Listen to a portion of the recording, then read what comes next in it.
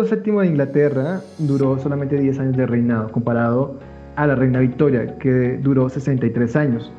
Hay que tener en cuenta que diariamente fumaba 20 cigarrillos y 12 puros.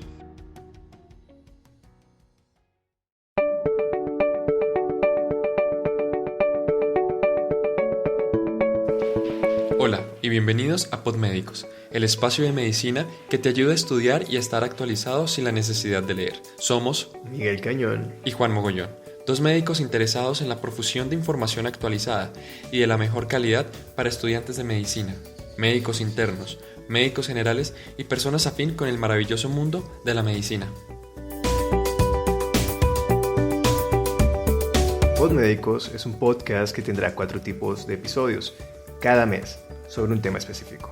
El primer capítulo del mes será introducción o generalidades al tema.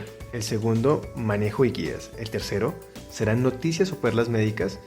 Y el cuarto será discusión del tópico.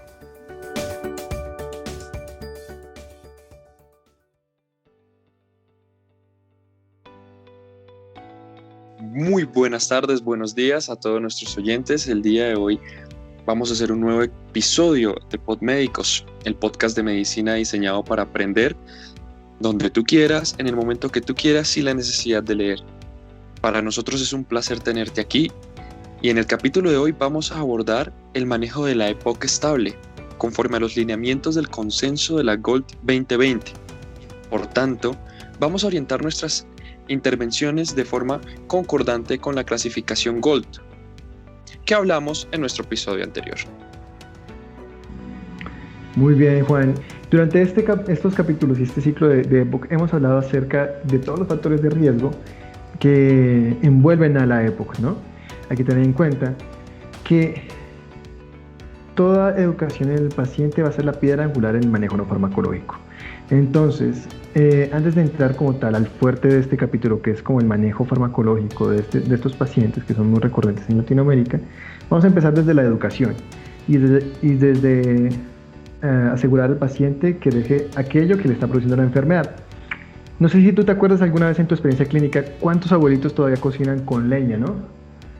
Bueno, aquí en Colombia hacemos, cuando nos graduamos, una cuestión que se llama el servicio social obligatorio, o más conocido como rural, y es donde mandan a los médicos recién egresados a áreas distantes de las áreas urbanas, y por lo general son poblaciones que viven aún en área rural, que aún cocina con leña, con carbón, y que es gente pues campesina, agricultora. Entonces pues sí, evidentemente aún tenemos mucha gente que cocina con biomasa. Entonces, ¿qué invitamos a ustedes en su práctica clínica? Que traten de fortalecer la parte de red de apoyo en la cual el abuelo trate de disminuir como tal la exposición a combustión de biomasa, ya sea el paso a métodos más eficientes de combustión como lo es el gas o en su defecto el uso de electricidad para dicho efecto. Ahora bien, también hay que tener en cuenta que muchas veces nos damos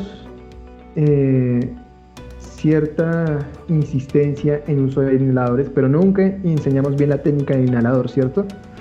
Es sí, muy importante sentarnos con el paciente y decir, mire, esto es un inhalador, así funciona, así se destapa, así se prepara. En su defecto también hay herramientas para usarlos, ¿no? Está la inhalocámara y con ello también otra técnica para aprenderla. Además, tenemos como segunda línea la protección por vacunación. Es recomendable, según la GOLD, que el abuelo cada lustro se esté vacunando contra el neumococo y con la DPT celular. Y cada año con la influenza de la temporada. No sé si tengas alguna otra recomendación farmacológica dentro de tu práctica clínica, Juan. Pues básicamente lo que tú mencionaste, Miguel, de insistir a los pacientes el dejar el consumo de tabaco o en su defecto para los pacientes que viven en Latinoamérica intentar dejar de cocinar con biomasa, porque eso también va arraigado a las tradiciones y costumbres de estos abuelitos. Son medidas realmente económicas y que impactan en la vida del paciente. Dentro de las otras medidas no farmacológicas como tal tenemos pues, los gases medicinales, está la suplementación con oxígeno. Total, sí. Actualmente tenemos que ver que el oxígeno es un medicamento Sí, es una terapia que se le brinda a los pacientes también. ¿Qué dices? ¿Iniciamos con el manejo farmacológico? Dale, dos acotaciones importantes y hay que tener en cuenta que nosotros colocamos oxígeno en dos criterios principalmente, o que la pulsiometría sea menor de 88, en dado caso que no tengamos gases arteriales, a una altura, pues, nivel del mar hasta 1600, o en su defecto que tengamos una presión arterial de oxígeno menor a 55 milímetros de mercurio.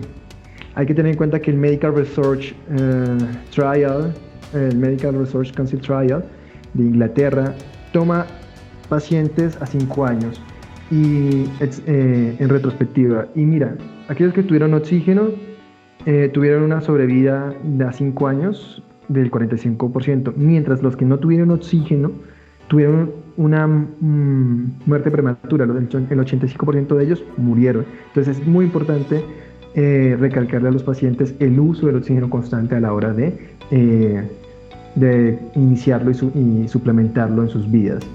Iniciamos con el manejo farmacológico. Tenemos son 4 grupos, ¿no? Estoy de acuerdo. Pero ven, adicionalmente a lo que tú mencionabas del Research Council Trial, también el Nocturnal Oxygen Therapy Trial encontró que la mortalidad era 1.94 veces más alta en pacientes con uso solamente de oxígeno nocturno versus el uso continuo. Eso también es importante porque los pacientes a veces solo usan el oxígeno cuando se sienten ahogados y pues no es así. Entonces, pues iniciaremos ahora la terapia como tal farmacológica, que está basado en los 4 grupos que mencionamos en el capítulo anterior. Si no lo recuerdan, pues los invitamos a que vayan nuevamente a escucharlo, no tardan más de 15 minutos. Entonces, bueno, si es posible la determinación de hipercapnia nocturna, se puede sugerir apoyo ventilatorio no invasivo a los pacientes en estadios avanzados, pudiendo reducir la probabilidad de exacerbaciones. Entre las terapias de gran discusión, que se encuentran en gran discusión, se encuentra la valoración de una intervención broncoscópica que pueda reducir el volumen de atrapamiento aéreo pulmonar en aquellos pacientes que presentan un EPOC D, con disnea refractaria al manejo farmacológico. ¿Cierto, Miguel? Realmente, eso entraría dentro de las medidas como paliativas de la enfermedad. A veces se atrapa tanto aire dentro de los pulmones que hay que reducirlo, hay que reducir ese atrapamiento. Entonces se puede hacer ciertas intervenciones quirúrgicas. Muchas veces nosotros no pensamos como en la enfermedad pulmonar como algo realmente quirúrgico, sino hasta la última medida, ¿no? Estoy de acuerdo. Bueno, Sí. Entonces hemos hablado inicialmente del manejo no farmacológico, pero también debemos hablar del manejo farmacológico, que la GOLD nos dice que además de esos cambios en el estilo de vida, debe iniciarse la farmacoterapia junto con el manejo no farmacológico.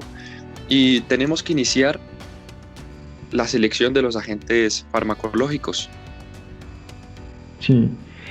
La GOL nos desprende los 4 grupos A, B, C, D en una gráfica muy bonita. Si nos remitimos a la guía como tal, es un cuadrado con 4 casillas, 2x2, una tabla 2x2, en la cual nos podemos guiar tanto por el MRS modificado como la CAT para puntuar los síntomas del paciente. Y conjunto a los resultados de espirometría podemos colocar al paciente en A, B o C, D.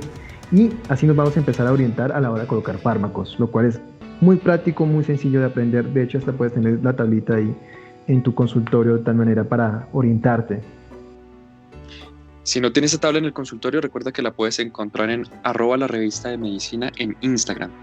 Entonces, los síntomas que se evalúan utilizando un instrumento validado que fue mencionado en el capítulo anterior, que es la escala de disnea MMRC modificada o la prueba de evaluación de EPOC-CAT. Entonces, Miguel, ¿qué te parece si recordamos cuál es esa clasificación que nos da la GOLD? La GOL, ok. Dentro de los grupos A, B, hablamos de un predicho o un volumen expirado BEF1 sobre capacidad vital menor de 0.7, eso es una relación. Entonces, cuando es superior a eso, hablamos de AB. Solamente que cuando hablamos de MRC y CAT, hablamos de que los síntomas, si lo pensamos en manera gráfica, menores a 5 puntos con CAT o mayores a 5 puntos, nos dividen el AB. Y cuando tenemos un paciente con menor de 0.7, ya empezamos a hablar de CD. Es muy fácil de clasificarlo. Totalmente de acuerdo. Con la misma forma del CAT. Listo, entonces, para todos los grupos farmacológicos y para todos los grupos A, B, C y D, se deben evitar los factores de riesgo. Se debe iniciar la vacunación anual, la vacunación contra el neumococo, actividad física regular. Pueden decirle a sus pacientes que hagan la misma actividad física que se recomienda a los pacientes cardiovasculares, que es 150 minutos de actividad aeróbica a la semana o 30 minutos, de 15 a 30 minutos al día. Revisión regular y corrección de la técnica de inhalación, como lo dijo Miguel al principio. La oxigenoterapia a largo plazo si la hipoxemia es crónica, y también tenemos que pensar en la rehabilitación pulmonar. Entonces vamos a entrar como tal en el meollo del manejo farmacológico por grupos. Listo, en el grupo A podemos hablar de un paciente mínimamente sintomático. Creo que tengo que hacer una aclaración, el CAT es menor a 10 puntos. Entonces, o un MDC de 0 a 1. Lo chévere de este grupo, o lo bueno de este grupo, es que es un bajo riesgo a futuras exacerbaciones. Entonces, tenemos un paciente con exacerbaciones de una o sin hospitalizaciones en el previo año. Además, el uso más recomendado es utilizar SAMA, o sea, inhaladores de corta duración, o SABA en combinación. Solamente si el paciente es sintomático, si presenta la disnea a necesidad, cada 6 horas, cada 8 horas en el caso de los SAMA, y cada 4 a 6 horas en el caso de los SABA. Ok, entramos en el grupo B, que es el más sintomático, sin embargo tiene bajo riesgo de exacerbaciones, con un MMRC grado mayor o igual a 2, con un puntaje CAT mayor o igual a 10, que ha presentado de 0 a 1 exacerbación por año, sin hospitalizaciones previas por exacerbación. El tratamiento regularmente es con un broncodilatador de acción prolongada, ya sea LAMA o LABA, que más adelante vamos a mencionarlos para que ustedes los tengan claro.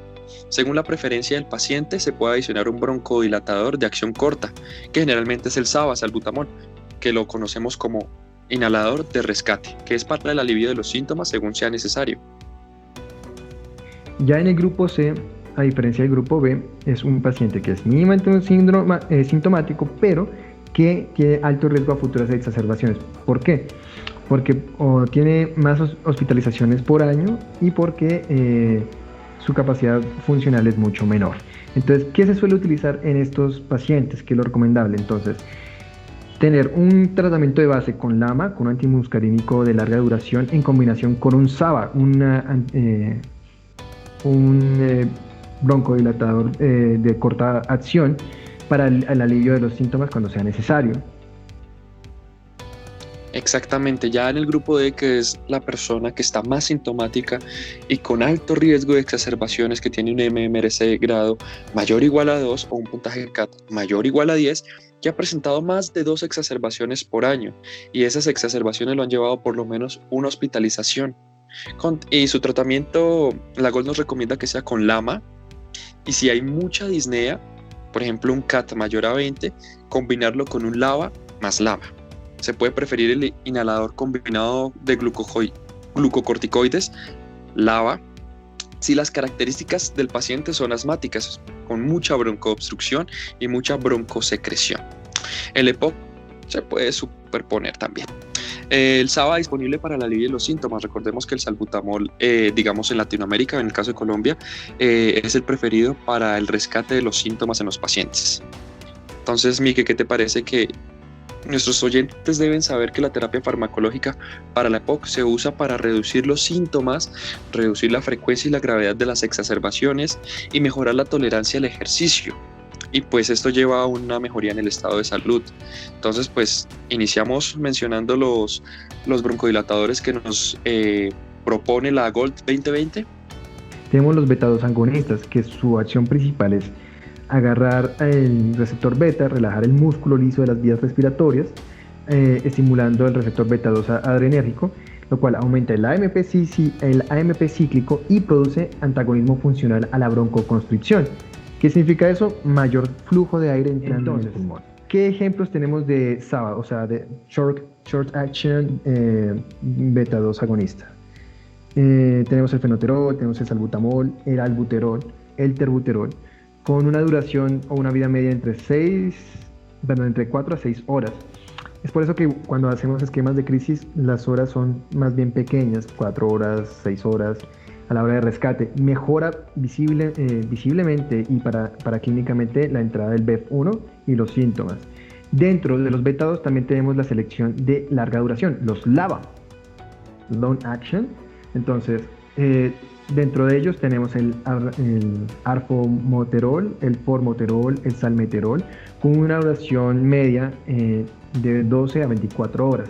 Y tenemos también el indacaterol, el oloterol, con duraciones más de 24 horas.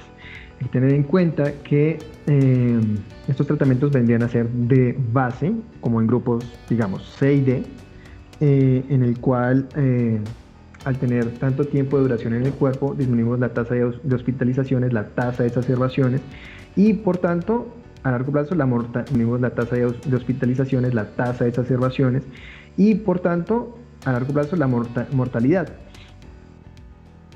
Dentro de los anticolinérgicos, ¿cuáles tenemos, Juan? Bueno, dentro de los anticolinérgicos tenemos que tener en cuenta que estos fármacos bloquean los efectos broncoconstrictores de la acetilcolina en los receptores muscarínicos M3, que se expresan en el músculo liso de las vías respiratorias. Eso lo tenemos que tener presente en cuanto al mecanismo de acción. También tenemos los de acción corta, conocidos como SAMA, de los cuales tenemos el más conocido en Colombia y en Latinoamérica, pensaría yo, que es el bromuro de ipratropio. También tenemos el bromuro de oxitropio, con una duración media de 6 a 8 horas.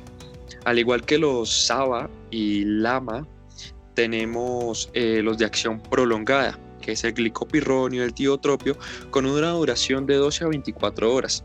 Tienen una unión prolongada a los receptores muscarínicos M3. También se disocian de una manera rápida los receptores muscarínicos M2 y esto genera una prolongación en el efecto broncodilatador. La GOLD nos muestra que hubo una revisión sistemática de ensayos controlados aleatorios que concluyó que el ipratropio, un antagonista muscarínico de acción corta, solo proporcionó pequeños beneficios sobre el agonista beta 2 de acción corta en términos de función pulmonar, del estado de salud, y pues que no requirió esteroides orales.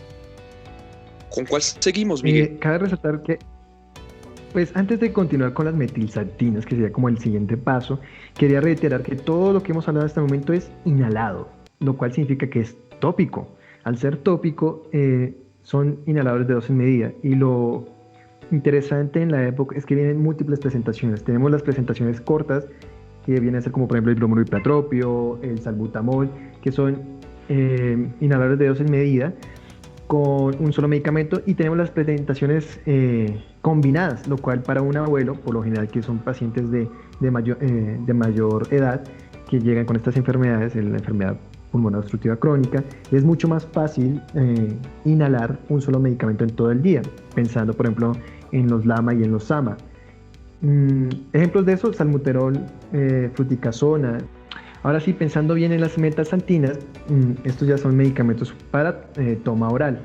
¿Qué son las metilxantinas? Básicamente son derivados de la xantina, que tiene una molécula muy parecida a la cafeína. Por eso hay que tener cierto cuidado en los efectos adversos en los abuelos. ¿Por qué? Porque puede generar efectos tales como serostomía, taquicardias. Hay que pensar muy bien en cómo colocarlos en los pacientes con cierta medida. ¿Qué ejemplos tenemos? Tenemos la teofilina, que es la metilxantina más utilizada. Se metaboliza por el citocromo P450. La eliminación se disminuye con la edad, por eso a veces puede durar mucho tiempo dentro del cuerpo. No es tan bueno en los adultos mayores de 70 años. Se evidencia que cuando pues, hay manejos refractarios a los tópicos, a los inhalados, pues tiene un modesto efecto broncodilatador en comparación con los placebos en estudios de Random Clinical Trial. Adicionar teofilina junto con salmeterol, se puede encontrar que mejora la BEF1, mejora la disnea que solo el salmeterol solo, valga la redundancia, ¿no? Hay pruebas limitadas y contradictorias sobre el efecto. Es bastante discutido por el modesto efecto que genera en la broncodilatación. Entonces hay que iniciarlo solamente en pacientes muy escogidos, muy particulares. ¿Qué otras indicaciones encontramos en la GOL? Bueno, muchas personas tienen esta pregunta cuando inician el manejo de la EPOC. Corticoides, ¿los iniciamos o no los iniciamos? Entonces, ¿qué nos dicen las nuevas guías de los corticoides inhalados? Pues la GOLD 2020 nos dice que la evidencia in vitro sugiere que la inflamación asociada a la EPOC tiene una capacidad de respuesta limitada a los corticoides. Y los datos in vivo sugieren que estas relaciones dosis-respuesta y la seguridad a largo plazo, ya vemos mayor a 3 años, con los corticosteroides inhalados en pacientes con EPOC no están claras y que requieren más investigación. Pero la evidencia es clara y se ha evidenciado que el uso regular de corticoides inhalados incrementa el riesgo de neumonía. La mayoría de estudios han encontrado que el tratamiento regular con corticoides inhalados solo no modifica la disminución a largo plazo de la FEV1 ni la mortalidad en estos pacientes con EPOC. Hay estudios y metaanálisis que evalúan el efecto de tratamiento regular con corticoides inhalados sobre la mortalidad de pacientes con EPOC y no han proporcionado tampoco evidencia concluyente de beneficio. ¿Esto qué quiere decir? Que los corticoides inhalados aumentan el riesgo de exacerbaciones y estas aumentan pues obviamente el riesgo de neumonías. Entonces usualmente se debe manejar como lo mencionamos anteriormente, con SABAs, con LAMAs y pues el manejo que hemos mencionado. Exacto. Si uno no se fija justamente en los grupos que clasifica la GOLD, la ABCD, ninguno está como en depilar el glucocorticoide de buenas a primeras, o sea, no está ahí incluido solamente como en estas observaciones. ¿Por qué? Porque a corto plazo sí, hay mejoría sintomática, pero a largo plazo no hay beneficio. Eso es la que nos tratan de decir como la información que obtenemos de los estudios. Ahora bien, ¿cómo sabemos que está funcionando o no está funcionando nuestros medicamentos? Pues vamos a la parte de monitoreo. ¿Cómo demostramos que nuestro paciente está mejorando con lo que le estamos recomendando dentro de las opciones farmacológicas y no farmacológicas? Para eso están las escalas funcionales. Muchas veces se menosprecian estas escalas porque no son, entre comillas, una medida objetiva. Sin embargo, a la hora de describir los síntomas, no hay nadie más dentro de la consulta que pueda explicar mejor lo que le pasa a sí mismo que el paciente.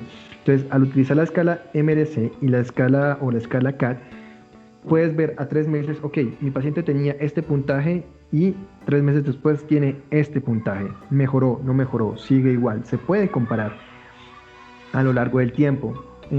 También se necesita como tal evaluar si ya disminuyó por lo menos la exposición a humos, revisar también la falta de adherencia al tratamiento y por último verificar el uso del medicamento. Muchas veces nos detenemos en agregar medicamentos, pero no verificamos si el abuelo realmente se está colocando el inhalador como es, o si realmente se está colocando los inhaladores, porque en dado caso, pues volvemos a las medidas no farmacológicas. Ok, con respecto a los paraclínicos dentro del monitoreo, se considera como punto de buena práctica clínica la evaluación anual de espirometría y gases arteriales, junto con un seguimiento de cada consulta de pulsioximetría. Adicionalmente, el Instituto Nacional de Cáncer de los Estados Unidos recomienda en pacientes de 55 a 74 años con historia de tabaquismo de más de 30 paquetes año o exfumador de mínimo 15 años hacer búsqueda activa de cáncer pulmonar, no solo con radiografía de tórax, sino con la tomografía computada, que tiene una baja dosis de radiación. Adicionalmente, en caso de no mejoría de los síntomas, realizar un diagnóstico diferencial de enfermedad cardiovascular o metabólica como comorbilidad. Bueno, Miguel, y creo que para hacer el manejo de la EPOC estable, hemos dado grosso modo lo que los estudiantes, internos, médicos de servicio social obligatorio o pasantes o incluso médicos generales necesitan para su práctica clínica. Entonces, aquí concluye el capítulo de hoy. Hablamos del manejo farmacológico y no farmacológico. Queremos agradecerte por tomar unos minutos de tu valioso tiempo para escucharnos y estudiar con nosotros sin la necesidad de leer. Sabemos que estos temas están sujetos a cambios, pues las guías y actualizaciones siempre van a estar. Pero pues el objetivo es estar siempre actualizados y brindarles la mejor información a todos ustedes. Recuerda que debes estudiar para el paciente y no para el examen. En el siguiente capítulo abordaremos las exacerbaciones. Fuimos Miguel Cañón y Juan Mogollón. Si quieres seguir estudiando mientras estás en redes sociales, nos puedes encontrar en Instagram como @la revista de medicina, @por si preguntan.